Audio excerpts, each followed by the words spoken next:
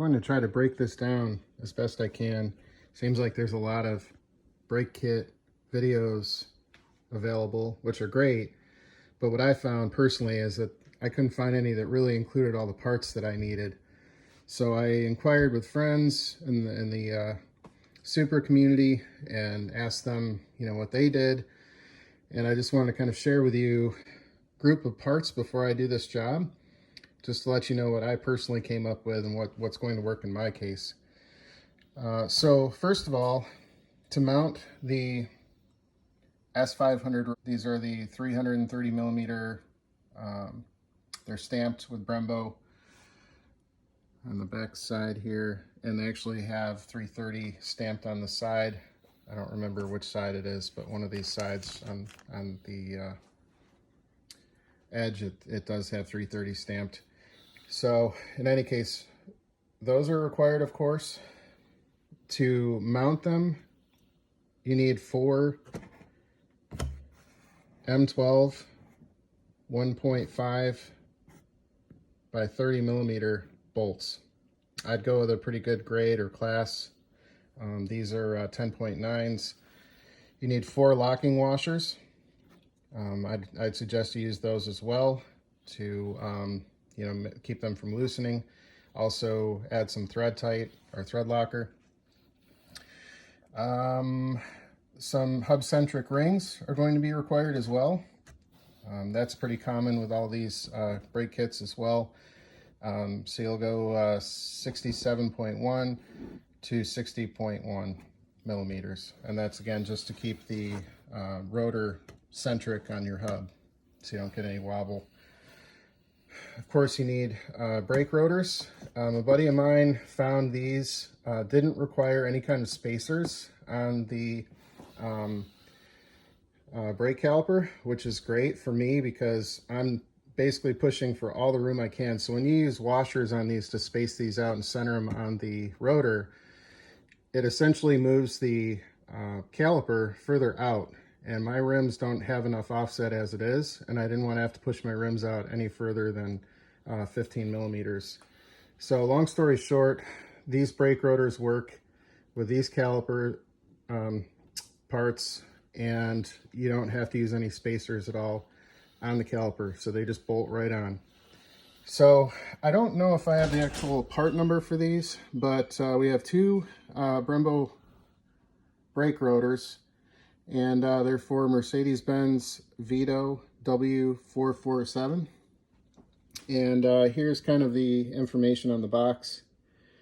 I'd actually looked this up on the Brembo website, Brembo USA, and I ordered directly from Brembo. There weren't any available through any automotive parts stores that I could find. I believe they're European, primarily in the European market.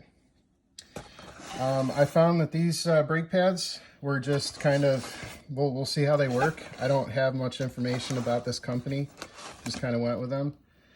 But here's the information on the brake pads that I'm using. And they're SIM 847s, and that came with a kit. Now, one half of this is already on the car as we speak, so some of these parts you'll see are maybe missing one piece, but in any case, these came with as a kit with the hardware, which is pretty cool. I say hardware, but basically 2 pads, and then these plates came with it as well. So that was cool. The next thing that people usually get stuck on as well is the brake lines, what to use. These use a bubble flare. Factory Toyotas don't. With their brake calipers, some guys bolt them up, have good luck. Some guys not so much, have leaks. So I found a couple of posts where guys were using AE86, which is basically an 84 through 87 Corolla. And this is basically the full brake line set. So this is basically for front and rear. You're only going to use these longer ones here. So, this kit was pretty cheap overall. They are stainless. My other brake lines are red, so they'll match my setup. That's kind of cool. And, they were, again, I think under $50 on eBay actually. So there's those. And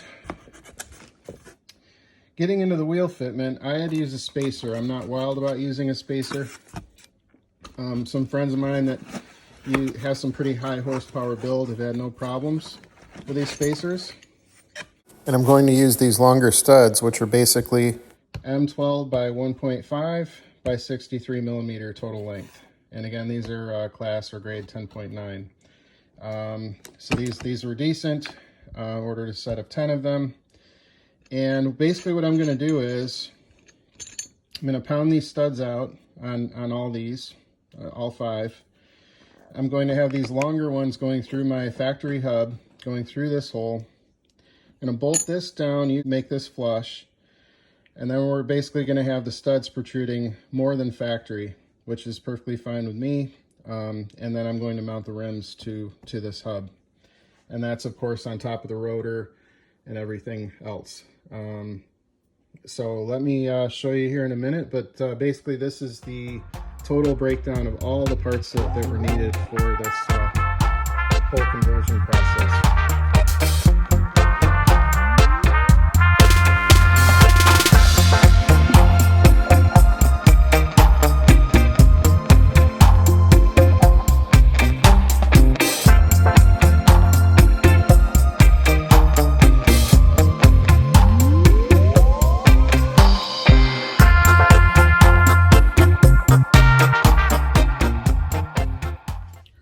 So this dust shield, I've already modified it. Right here in this corner here, you can trim away at both the upper and the lower portion of the dust shield, and you can actually get this dust shield off in one piece without destroying it.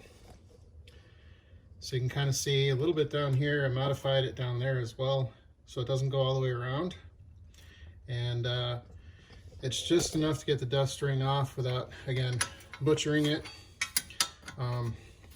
Not that these things are extremely valuable, but they aren't making them anymore. And my thought here is that it's better to cut this right here in this fold and then extend a piece onto the back side.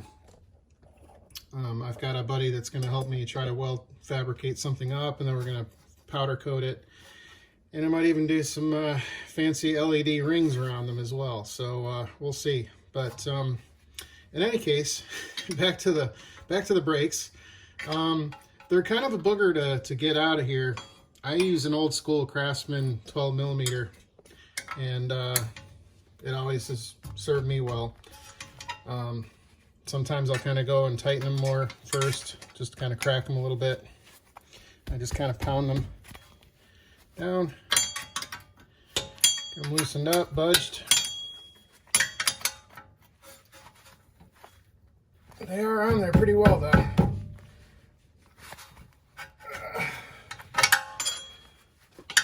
You can't fit, I haven't been able to fit a socket in there, so maybe if somebody has a really shallow socket they could, but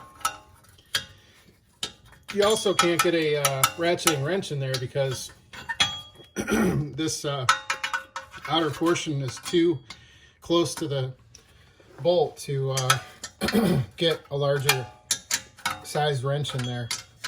So that's why these old school Craftsmans work really well. They're minimal size. I think I swallowed a bug. All right, so of course you can just take them out by finger once you get them loosened up.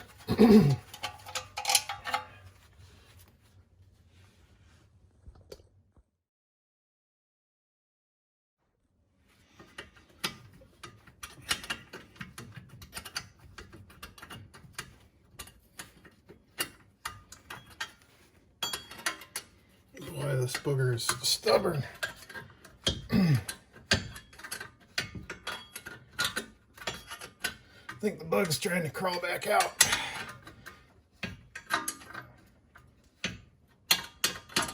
Okay, it's getting looser now, finally. Boy, this is like Mission Impossible. Or I just like to complain a lot, one of the two, but Come on.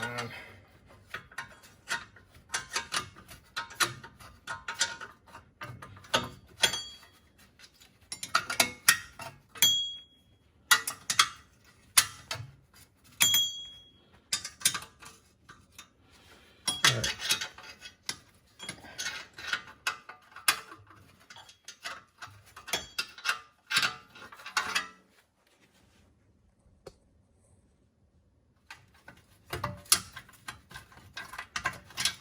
Just got this one off, and see, you can see it'll turn, obviously. I think it'll do that without modifying it, but now if you get it, ow, if you get it just kind of up and over the hub right here on the shallowest portion, you can get this guy out of there just by trimming it down and cutting off the excess in between.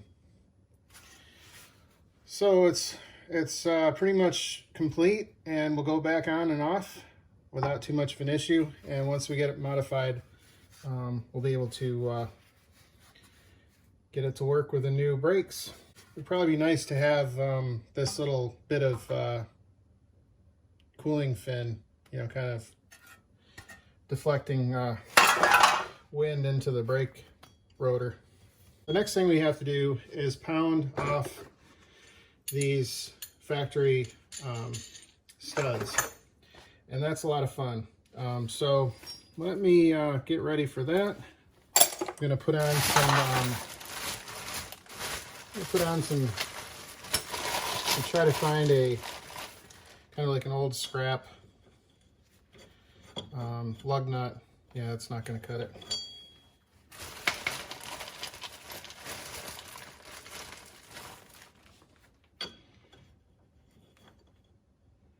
This is pretty boogered up here, so we can use that. I don't think we'll hurt its feelings too badly. And basically, we're just going to screw this on so I don't mess up the threads, or the end of it, I should say. And we get it to about here, so that it's almost flush, but not quite. And now you just pound away. Back up the camera a little bit.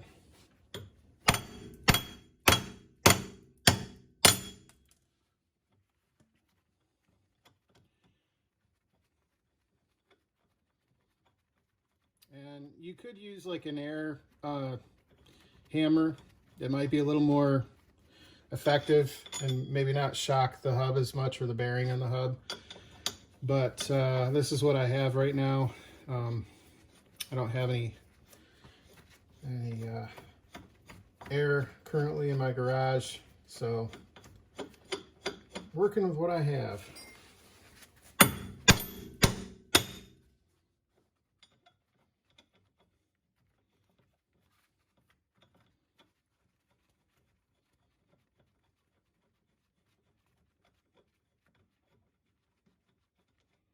All right, so basically you'll just repeat this process for the remaining studs, and I'll come back with you here in a minute.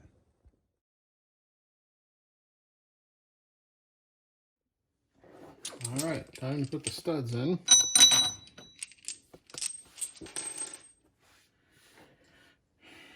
It's nice to have this stud tool that has a bearing in it to keep your lug nuts from getting seized. Let's see.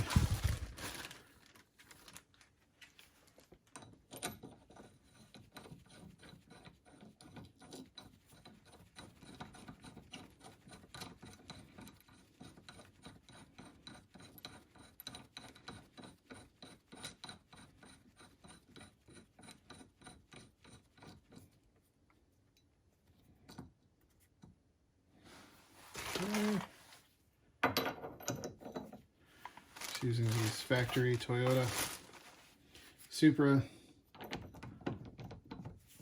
lug nuts.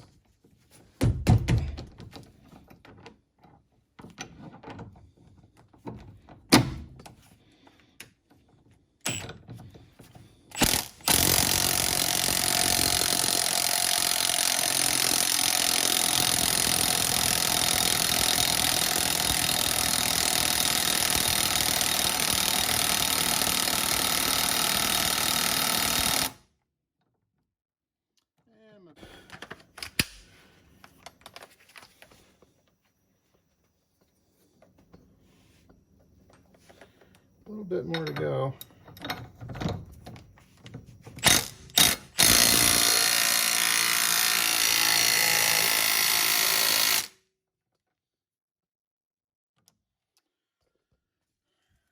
is good. So just repeat this process 5 more times.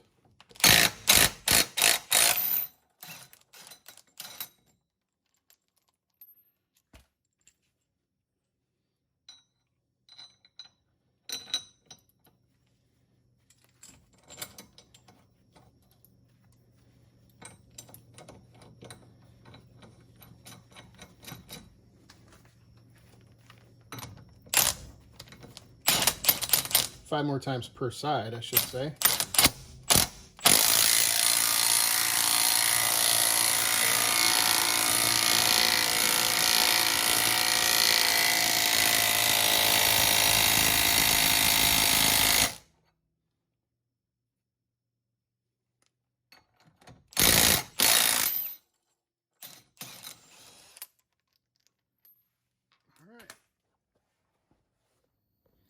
All right, so all 5 are installed now. So now we can put on the new rotor, but you don't want to forget your Hubcentric ring first. You want to clean this off as best you can. I've already taken a steel brush to this hub, so it should be ready.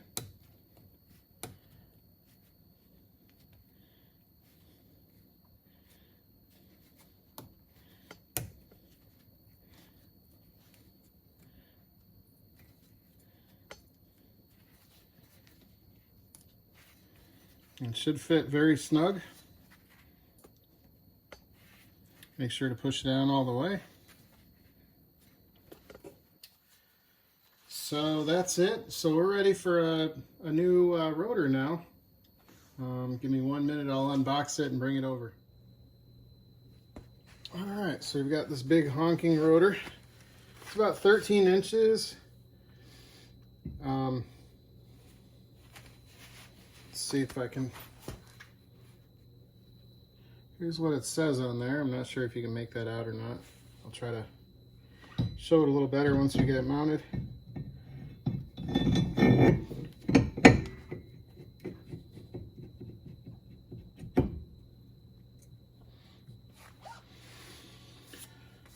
All right, so it's on there. It's nice and centric.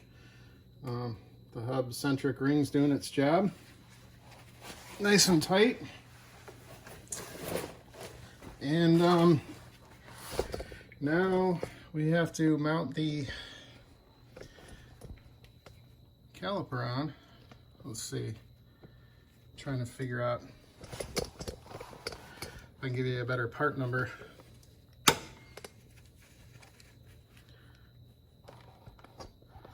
It's really hard to read it.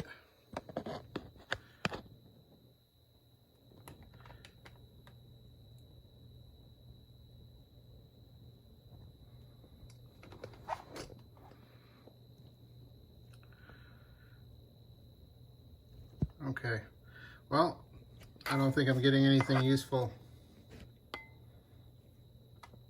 It is a Brembo, for sure. The box had all kinds of authentication stickers on it. So now we're going to put the caliper on. And I've done the other side. I did the AE86 brake lines, and they're a little short. So I'm remembering that some of the folks said that they were able to just reuse the banjos on the caliper, on the Brembo caliper. So let's see, I'm trying to find, I just had it here. Of course, when you want something, you can't find it. Well, in any case.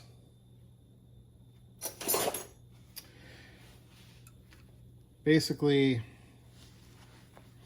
my thought is that if I'm not crushing the inside of this flared or bubble end on the rotor itself, and I'm actually compressing a crush washer on the surface, that a banjo will work perfectly fine in this application, because it's going to seal against this edge right here. Again, as long as the bolt isn't so long that it's going to hurt or harm the bubble flare inside, I'm pretty sure based on my measurements that that it'll work okay.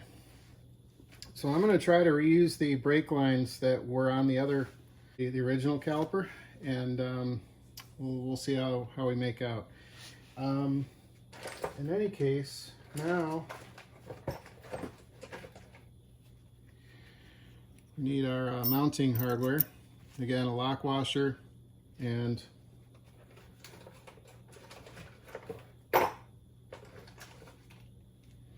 two of these guys.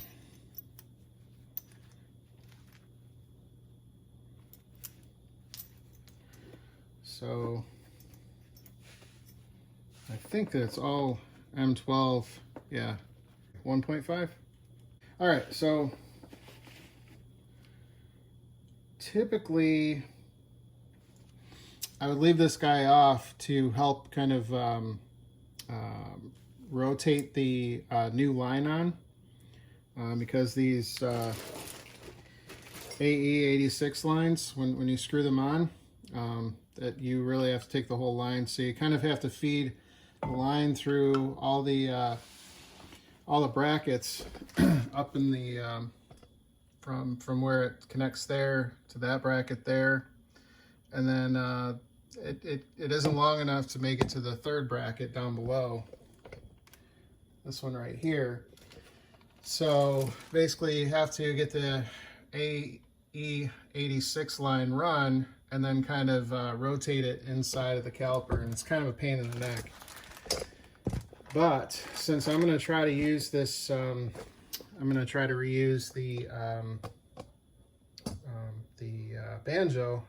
I think that's going to be the winner. So I'll let you know here in a minute. We'll get the caliper mounted. I always want to leave the bleeder up high so that it's on the top when you're putting the caliper on. And the Brembos are really nice because you can do the pads later. You don't have to actually have the pads in place while you're mounting it. Kind of like that. Let's see if I can get you a better perspective even. Yeah, I'll reposition the camera here.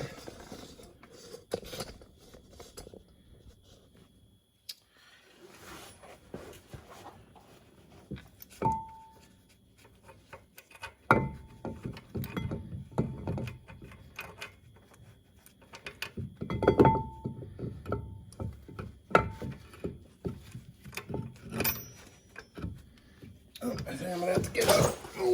No, no.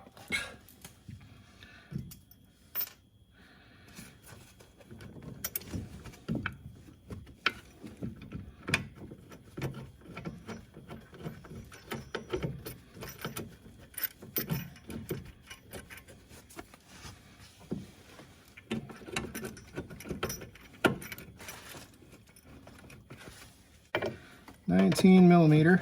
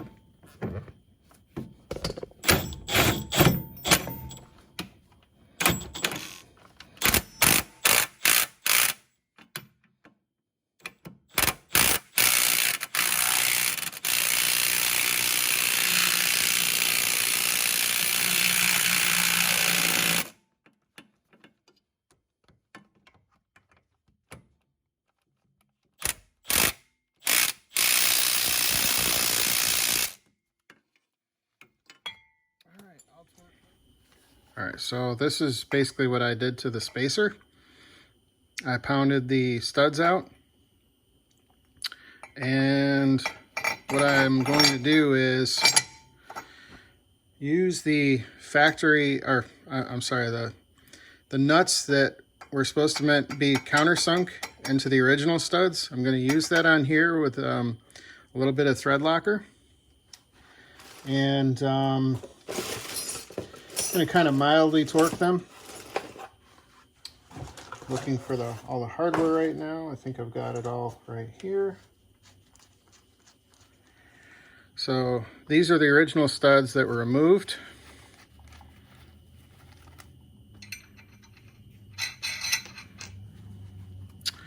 And so I'm just going to add a little bit of Loctite.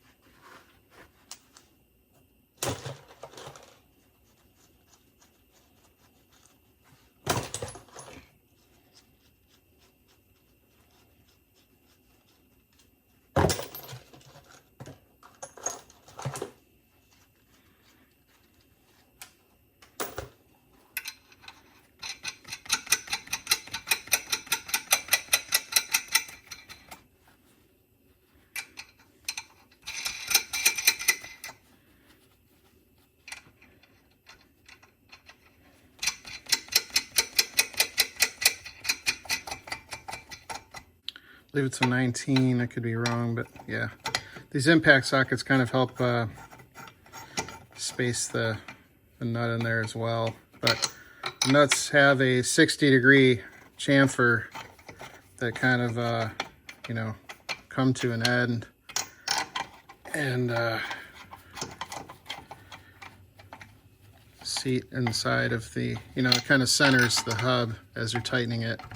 So that's really why I'm proposing doing this. Otherwise, this this spacer could pretty much be offset and not centered, because there's really nothing to hold it centered in the center here. You know, we could move this up and down quite a bit. So these are going to serve kind of as two purposes, and one is to just kind of keep the hub centered, and then also it adds a little bit of rigidity. So I'm going to basically use the, let's see, I'm going to basically use this guy and put it on 2 instead of 3. So it's just kind of a milder torque. I'm not going to send her home with this aluminum.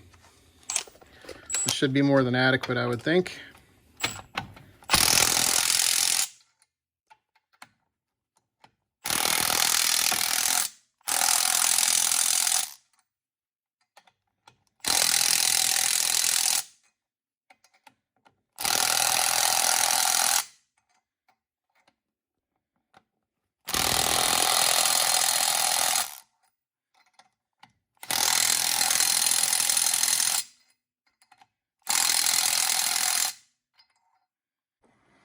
All right, so everything is mounted. The only thing we have to do is connect the brake line and bleed the brakes. So remember what I told you about proper spacing and not needing a spacer? Just wanted to kind of show you that with some better lighting. So there is no spacer on the back side of the caliper right now. It's flat against the factory mount. And it's like perfectly spaced in the caliper. So let's see if I can get a better view. So yeah, it's a winner. It's a nice combination You don't have to fudge anything together to make it work. There's no spacers. The only spacer I have to use is because my my rim doesn't have the offset that's required to clear this big monstrous body. So yeah, that's it. So I'm gonna get the good old Brembo stickers to be official, and bleed the brakes tomorrow morning, and we should be good to go. Well, after I mount the brake line and reconfigure the other one with the original hose, I'm going to check for leaks on this side before I assume that they're going to work okay. So yeah, finally this is done. Well, I just took it for a ride. Brakes are working great, and I'm loving the way that the wheel is staggered now with the car. I think it really lines up nicely with the car. So that 15 millimeters really, I think, was quite perfect for this rim fitment. And if you look at the rear rim, it's pretty well in line. I haven't put the spacer on this rim, but if you look straight down, it's pretty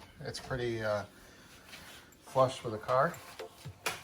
So definitely very happy with this. If you enjoyed watching this video, please provide me a like. And if you'd like other similar content added to this channel, please just leave a few comments. Give me some feedback. And also, please make sure you're subscribed